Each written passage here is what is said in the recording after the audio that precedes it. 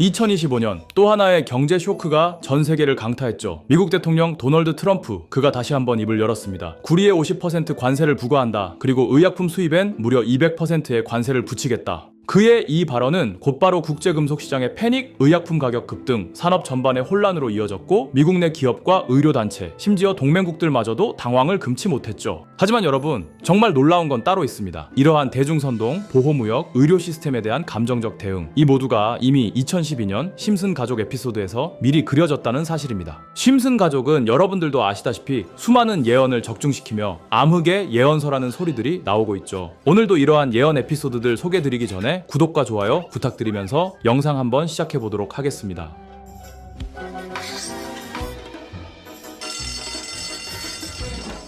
바로 심슨 시즌 23 에피소드는 한 평범한 가족 여행으로 시작되는데요. 심슨 가족은 플로리다 여행을 마치고 스프링필드로 돌아오는 비행기를 탑니다. 하지만 늘 그렇듯 호머 심슨은 비행기 내에서 사고를 치고 사람들에게 관심받을 짓을 하며 결국은 비행기에서 쫓겨나게 됩니다. 이 사건은 탑승객의 휴대폰 영상으로 찍혀 유튜브에 업로드되고 그 영상은 순식간에 온라인에서 확산됩니다. 수백만 조회수, 댓글도 같이 폭주하죠. 이 남자 뭐야, 진짜 말하고 싶은 걸 다 말하네, 국민의 답답함을 대신 풀어줬다. 이때부터 대중은 호머를 영웅처럼 떠받들기 시작해요. 지금 우리가 사는 현실과 너무도 닮아있지 않나요? 논리나 내용보다 크게 말하는 사람이 이슈가 되는 세상. 문제의 본질은 외면하고 감정적인 표출을 용기라고 착각하는 대중, 그게 바로 지금의 트럼프 대통령이 활용하는 방식입니다. 외국이 우리 약값을 망쳤다, 우리를 죽이는 건 구리를 수입하는 일이다. 이 발언이 경제적으로 옳은지 아닌지 그건 중요하지 않습니다. 그저 말이 크고 분노를 자극하고 내 편을 만들어주면 사람들은 열광하죠. 그리고 그 시작은 심슨에서 정확히 묘사됩니다. 이제 에피소드로 돌아와서 이 영상이 인기를 끌게 되자 뉴스 네트워크에서 호머에게 정치 토크쇼 출연을 제안합니다. 처음엔 그저 한 번의 출연이었지만 그는 곧 고정 진행자로 발탁되게 되죠.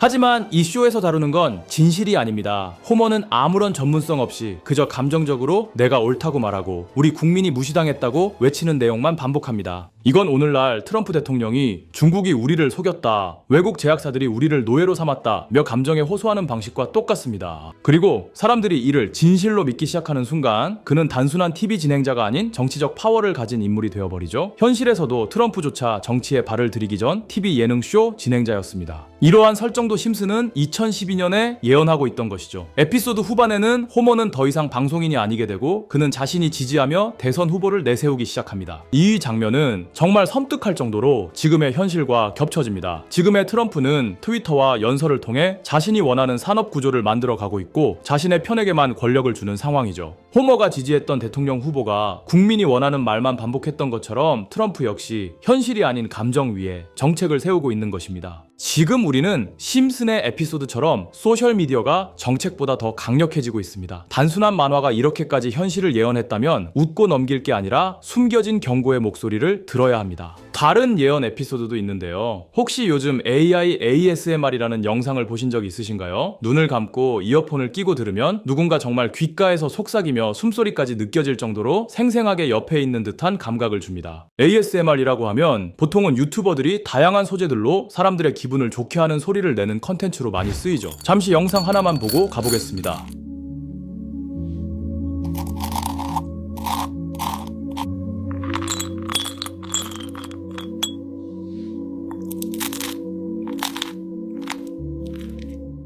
여러분, 이 영상이 정말 사람이 만든 걸까요? 아닙니다. 이 손부터 소리까지 전부 AI라는 겁니다. 그 누구도 녹음하지 않았고 그 어떤 사람도 참여하지 않았어요. 유튜브, 틱톡, 심지어 스트리밍 플랫폼에 올라온 수많은 ASMR 영상들, 그중 적지 않은 수가 이젠 완전히 AI가 만든 목소리로 채워지고 있습니다. 채팅 한 문장, 두 문장으로 가짜지만 더 감미롭고 정확하고 더 완벽하죠. 이제 우리 귀를 자극하는 감성조차 기계가 설계하고 조립하고 제공합니다. 심슨 시즌 23번째 이야기는 아주 평범하게 시작됩니다. 리사는 도서관에서 유명 동화 작가의 강연을 듣습니다. 그녀는 진심 어린 감동을 느끼고 나도 이런 책을 쓰고 싶다는 꿈을 품게 되죠. 그래서 리사는 스스로 글쓰기를 시작합니다. 방 안에 앉아 타자기를 꺼내고 책상 앞에 앉아 진심을 담아 단어를 고릅니다. 하지만 생각보다 글쓰기는 쉽지 않습니다. 처음엔 몇 줄 쓰다가 다시 지우고 다시 써봐도 또 지우게 되죠.